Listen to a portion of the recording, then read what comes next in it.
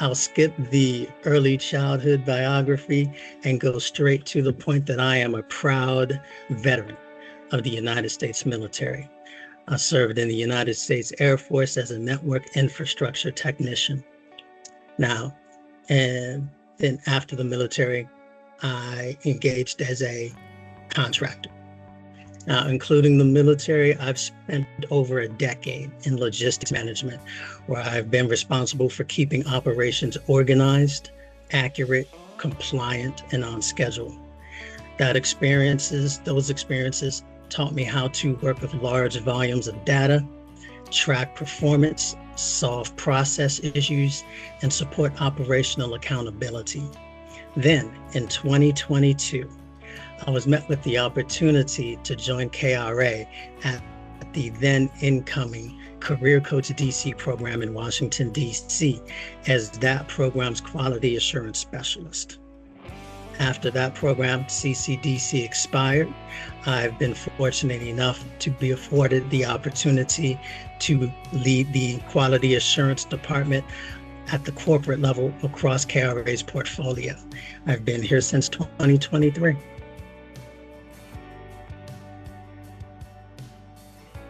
That's a great question, because data integrity sits at the core of every single thing that I do for the corporate quality assurance department. When we get data integrity right, every decision from frontline case management to executive strategy is built on a foundation of truth. Leaders can confidently allocate resources, identify underperforming areas, and replicate what's working. Our funders and partners can trust that the outcomes we report are real.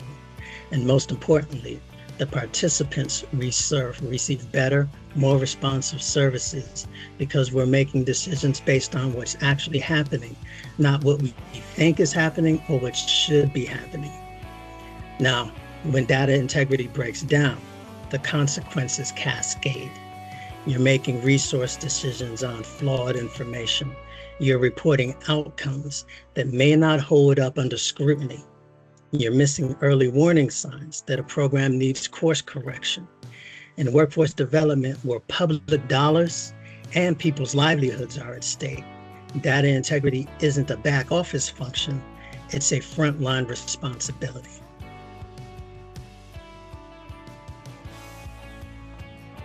Biggest differentiator that I've experienced is culture. Teams that merely collect data tend to see it as a compliance exercise, something they have to do to satisfy a contractual requirement. They're just checking a box. Teams that use data effectively treat it as a strategic asset. They're asking questions of the data. Where are the bottlenecks? What participant populations are we underserving? What does our pipeline look like relative to our targets?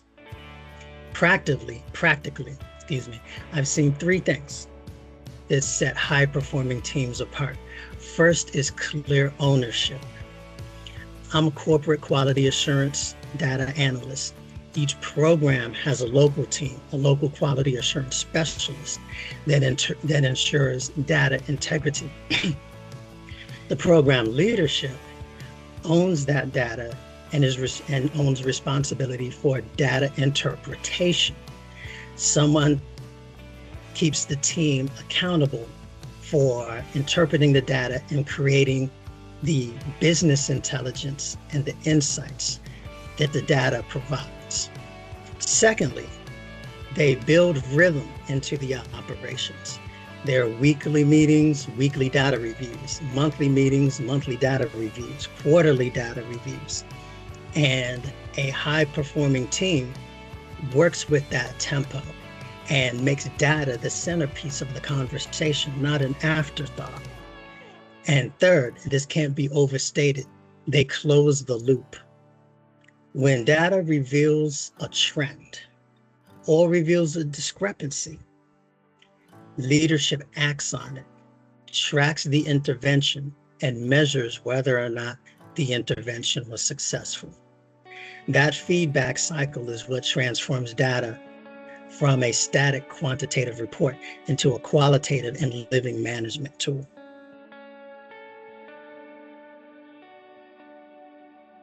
the translation from a contract level benchmark into daily activity is where the magic happens actually at a program. And quite frankly, that's where some teams struggle a bit.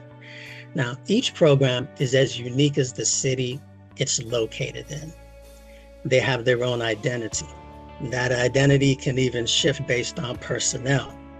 So my approach initially begins with that, to learning that identity, becoming acquainted with the leadership, with the personnel, so that I can understand the character, quality, and overall identity of each individual program, because that plays a huge role qualitatively in their service delivery. Then we introduced a quantitative data workflows and quantitative components. My approach after understanding a program's identity resorts to composition and decomposition. You take a high-level performance target and break it down into the specific activities, timelines, and milestones that need to happen at the individual and the team level in order to achieve it. For example, if a contract requires a certain placement rate, you can work backwards. What does that mean for the monthly placement targets, the weekly placement targets, the placement targets per case manager, and back even further all the way to enrollments, monthly enrollment targets, weekly enrollment targets per case manager, because you can't place a participant until you first enroll them. Now, from a quality assurance standpoint, you build in those checkpoints. You don't wait until the end of a performance period to find out whether you're on track. You monitor the leading indicators continuously so that the teams can make real-time adjustments, or as close to real-time as feasible. When staff can see how their daily work directly feeds into the larger goal, accountability becomes intrinsic rather than imposed.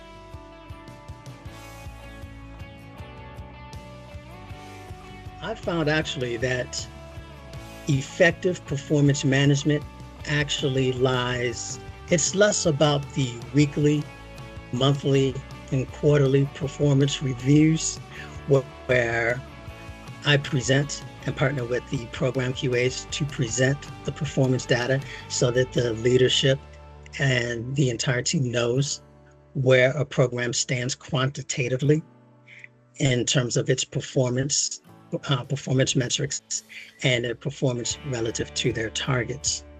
But effective performance management lies less with the reviews and what happens between the reviews. It's the weekly conversations that leadership has with the case managers, with the business service reps, with the outreach and intake specialists, the job developers. And these conversations touch upon data, where the programs are, where their role factors into the progression towards a milestone, whether or not a team has noticed a trend, whether or not there's any data discrepancies that need to be discussed. The team lead that pulls up the performance report in the middle of a weekly huddle or in a conversation and says, where are we in regards to our weekly targets?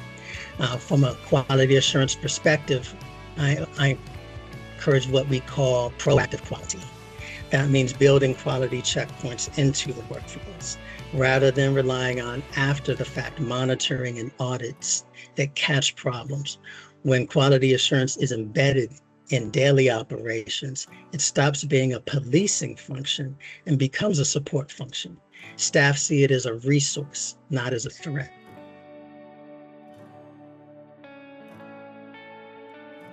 Data storytelling is one of the most powerful tools in our industry, in any industry, frankly. However, it's not effective to simply report numbers in isolation. Placement rates, credential attainment, expenditure rates without providing the qualitative context that makes those numbers meaningful. Now, I admit, as data QA, my focus often defaults to the quantitative metrics. However, with impact is qualitative. Now, effective storytelling starts with knowing your audience. A funder wants to see return on investment on program effectiveness. A community partner wants to understand the population being served and the barriers being addressed. A participant wants to see themselves reflected in success stories that feel achievable. That same underlying data can serve all of these audiences, but the narrative has to be tailored for that recipient. From a quality assurance lens, I also need to add that the credibility of the story depends entirely on the integrity of the data. You can't tell a compelling impact story if the data behind it is unreliable.